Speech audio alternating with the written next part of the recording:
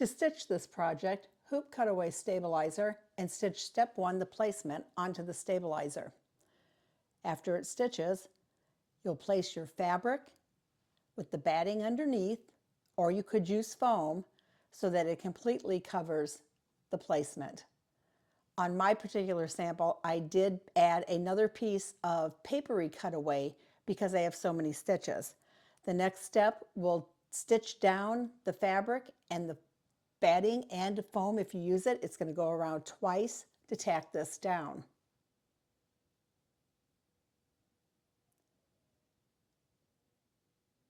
After step 2 is stitched, it's going to do the placement for that inner background fabric.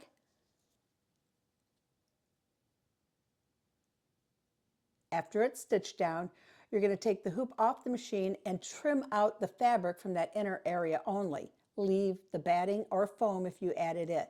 Place your background fabric down, put it back on the machine, and the next step will tack it down in place.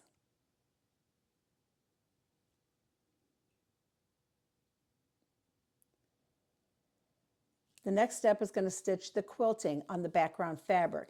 Now note, you could trim your fabric before stitching this step. Personally, I like to trim it afterwards. So after the quilting is done, I'm taking my scissors and trimming that fabric away. Put the hoop back on the machine, and the next step is going to stitch the quilting in that outer border.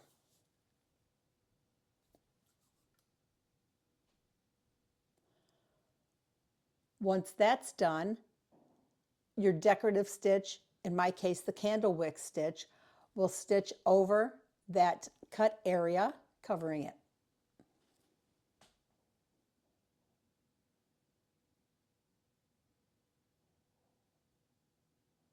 Next, you're going to stitch your lettering and any design or anything decorative that you added to your shaped placemat.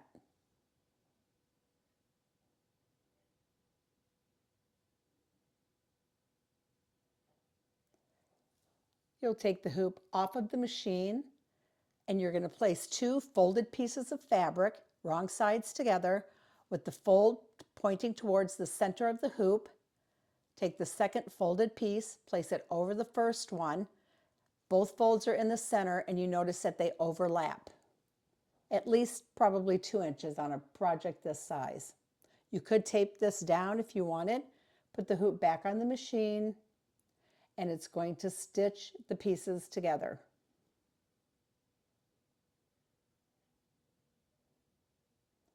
Take the hoop off the machine and now you're going to trim only the batting and the stabilizer from around close to the stitches. The next step, you will trim the fabric about 1/4 inch away from the stitching. Turn it through the folds on the back side. Make sure that you round out all of the corners. Get those curves smooth and then press it with an iron.